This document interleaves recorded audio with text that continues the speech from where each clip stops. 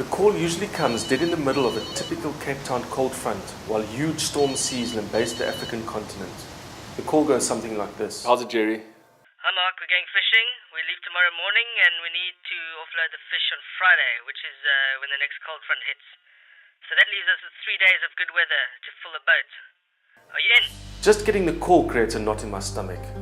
Those memories of hanging over the gunnels in rough seas are firmly imprinted on my mind. Seasickness is merciless and relentless, especially if it lasts for 3 days.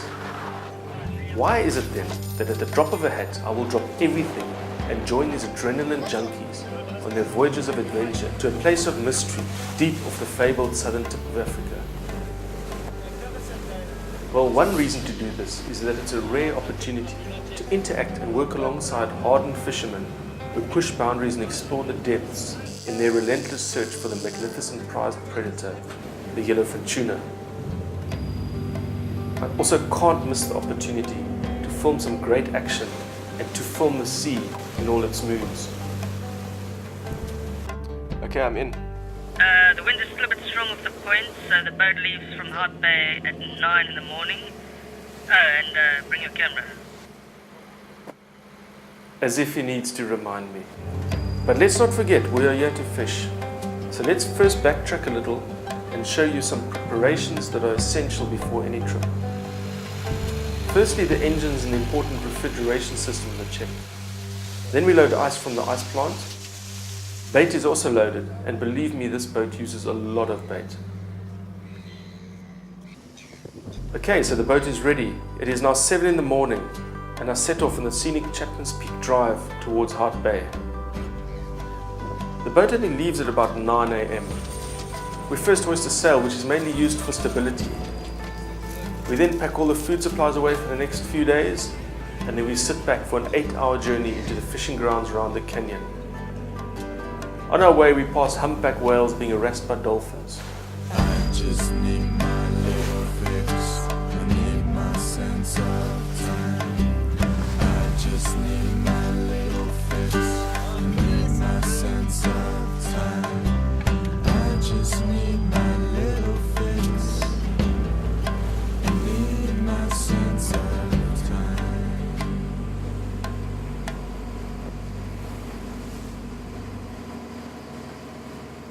The canyon is situated about 40 miles southwest of Hart Bay. Here you will find an abundance of boats, mainly trawlers, longliners and tuna boats. As tuna fishermen, the trawlers and longliners are your friends, as they discard unwanted fish and fish entrails into the sea, which attract the predators, like the seabirds, the Cape fur seal, and of course, the yellowfin tuna. We use our fish finder to find the fish, and then we throw lots and lots of bait in an attempt to attract the fish to the boat. And that's when the fun starts. If the fish are deep, then we use a rod and reel, usually with a pilchard as bait. Sometimes you have to use really inventive tactics to get your bait past the birds. Once hooked, the fight can go on for anything from 5 minutes to an hour, depending on the size of the fish. But being a commercial boat, the quicker you bring in the fish, the better.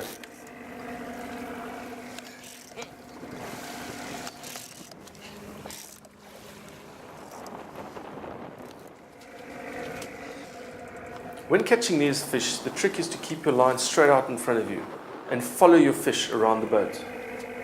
One moment's lapse in concentration can cause chaos and all the lines get tangled, and this results in what's called the tuna dance, to try and get your lines untangled.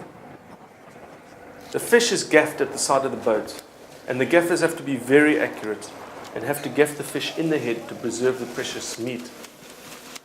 This is quite tricky considering the speed at which these fish travel, but they seem to get it right most of the time. Once landed, the fish is properly bled to remove excess blood and then reamed to render it immobile. The fish is then cleaned on deck and wrapped in mutton cloth for protection.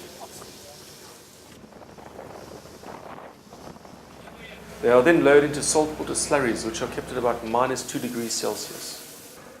Sometimes, when the fish are boiling on the surface, then we just hang a pilchard on the surface with a pole connected to a rope and a pulley, and we literally haul the fish out. This is really exciting, but very dangerous, as gaffs and hooks go flying about. not to mention having to contend with a very fresh and very much alive fish on deck.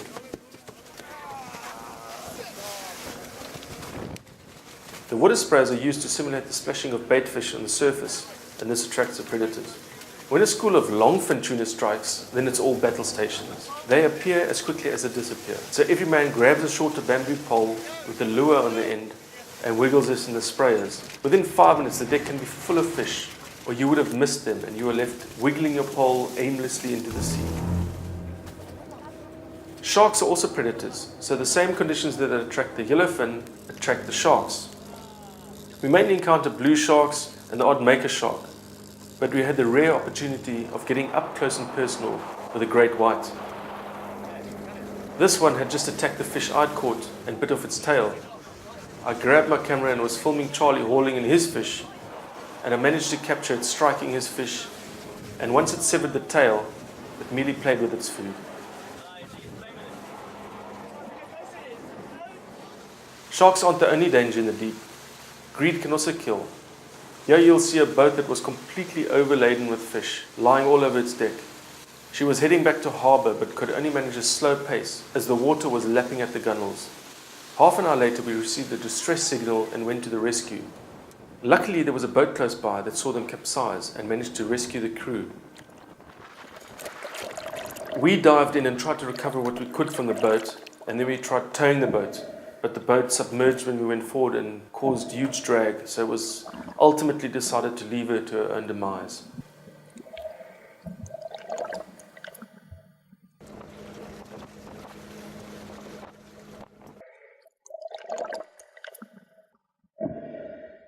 After spending 3 days and 3 nights at sea, we head back to port to offload the fish. This is a huge task.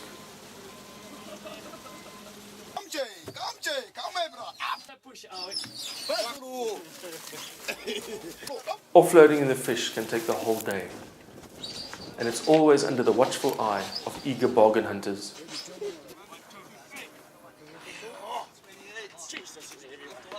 There's lots of waiting involved, which gives the guys time to amuse themselves.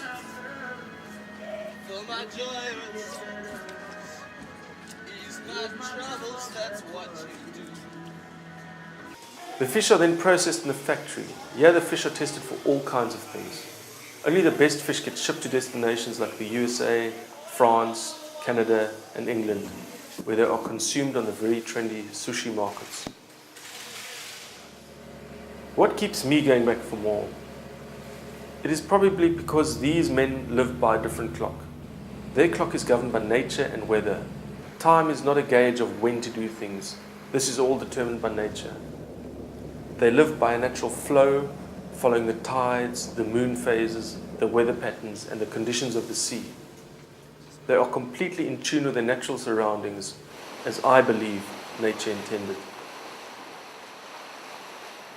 To live this kind of life goes completely against society's imposed time constraints, and it is no wonder that the feeling one gets when drifting out at sea is the feeling of complete freedom.